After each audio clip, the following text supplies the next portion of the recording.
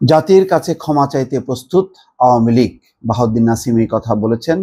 বেসরকারি একটি টেলিভিশনে তিনি সাক্ষাৎকার দিয়েছেন। সেই সাক্ষাৎকারের উপর ভিত্তি করে যুগান্তরের এই রিপোর্টটি। দর্শক, নিঃসন্দেহে গুরুত্বপূর্ণ। জুলাই আগস্টে যেই হত্যাকাণ্ড সংঘটিত হয়েছে তার দায় সবাই মনে করেন শেখ হাসিনা এবং আওয়ামী লীগ সরকার।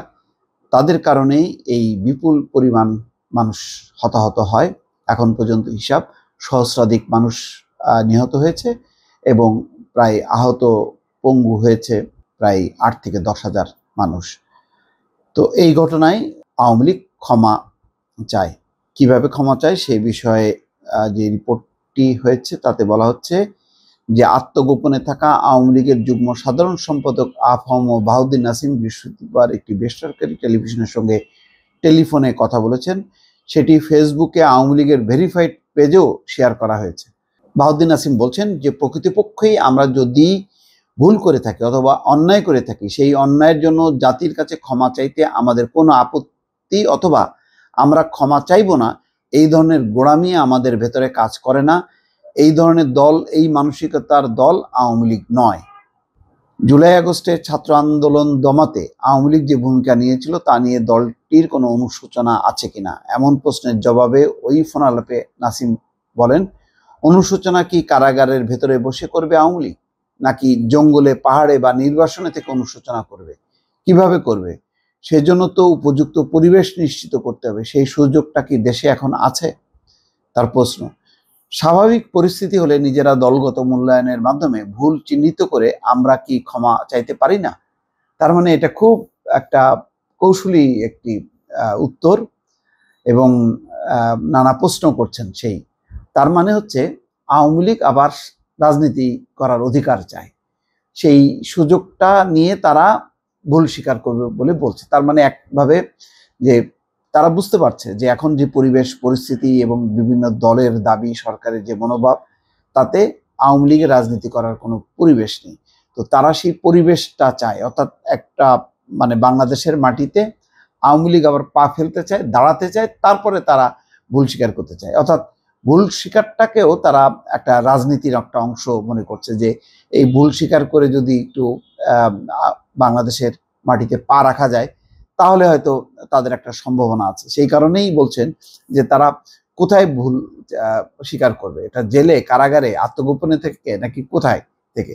অর্থাৎ একটা পরিবেশ দেওয়া হোক, তারা যাতে রাজনীতি করতে পারে, তারপরে তারা তাদের অবস্থানটা জানান দেবে। এটাও একটা চালাকি নিঃসন্দেহে। শেখ হাসিনা এমপি, মন্ত্রী, নীতি নির্ধারণ থেকে শুরু করে বিভিন্ন পর্যায়ের নেতা কর্মীরা আত্মগোপনে চলে যান। অনেকে দেশ ছেড়েছেন, কেউ কেউ আশ্রয় নিয়েছেন পার্শ্ববর্তী দেশ ভারতে। এই প্রসঙ্গে নাসিম বলেন, কৌশলগত কারণে দেশের বাইরে অবস্থান করছি। উপমহাদেশের রাজনীতিতে এমন অসংখ্য উদাহরণ আছে। যারা এখন বিরাজনীতিকরণের চেষ্টা করছে তারা রাজনৈতিক দলগুলোর বিরুদ্ধে অপপ্রচার করে রাজনীতিকে ধ্বংসের চেষ্টা করছে। জুলাই আগস্ট মাসে আন্দোলনকারীদের নিহতের ঘটনায় সারা দেশে শেখ হাসিনা সহ নেতা কর্মীদের নামে গণহত্যার অভিযোগে দায়ের হওয়া মামলার ব্যাপারে বাহাউদ্দিন নাসিম বলেন, দলের মন্ত্রী, এমপি সহ সারা দেশের নেতা কর্মীদের নামে হাজার হাজার মামলা হয়েছে। দলের সভাপতি শেখ হাসিনা নামে 2.5 শতাধিক মামলা হয়েছে। গ্রেপ্তার হয়ে কারাগারে আছেন নেতারা, আত্মগোপনে রয়েছেন অনেকে। এর মধ্যে গণহত্যার অভিযোগ।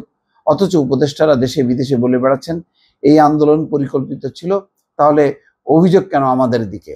আর গণহত্যার বিচারের জন্য প্রধান প্রকৌশলী নিয়োগ দিয়েছেন যে কিনা সাজাপ্রাপ্ত যুদ্ধাপরাধীদের আইনজীবী ছিলেন। অর্থাৎ চিফ প্রসিকিউটর ব্যারিস্টার তাজুলের দিকে তাদের আঙুল, যে যে সে যুদ্ধাপরাধীদের আইনজীবী ছিলেন। তো যুদ্ধাপরাধীদের আইনজীবী হওয়া তো কোনো অপরাধ না, তো সে হতে পারবে না কেন চিফ প্রসিকিউটর? যাক, এগুলি বাদ কি বাদ।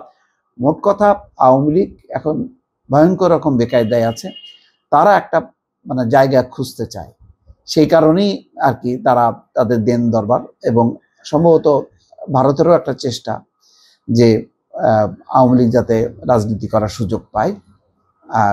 কিন্তু গণহত্যার বিচার, যেটা প্রধান উপদেষ্টা বলেছেন যে হত্যার বিচার, সেটি সম্পন্ন হবার পর আওয়ামী লীগের নির্বাচনে অংশ নিতে কোনো আপত্তি নেই। এবং বৈষম্য বিরোধী ছাত্র আন্দোলনের নেতারাও এই কথা বলছেন যে বিচারের আগে রাজনীতি বা নির্বাচন অবশ্যই না। এই অবস্থার প্রেক্ষিতে আওয়ামী লীগের নেতা আফম বাহাউদ্দিন নাসিম খুব কৌশলে বলছেন যে তাদের একটা পরিবেশ দেওয়া হোক যাতে তারা এই সুযোগে রাজনীতি করতে পারে এবং এই গণহত্যার ব্যাপারে তারা যাতে অনুশোচনা হয়। এখন অবস্থা এমন যে হাতে পায়ে ধরে হলেও আওয়ামী লীগ চায় বাংলাদেশে একটা রাজনীতি করার সুযোগ। দর্শক ভালো থাকবেন, আল্লাহ হাফেজ।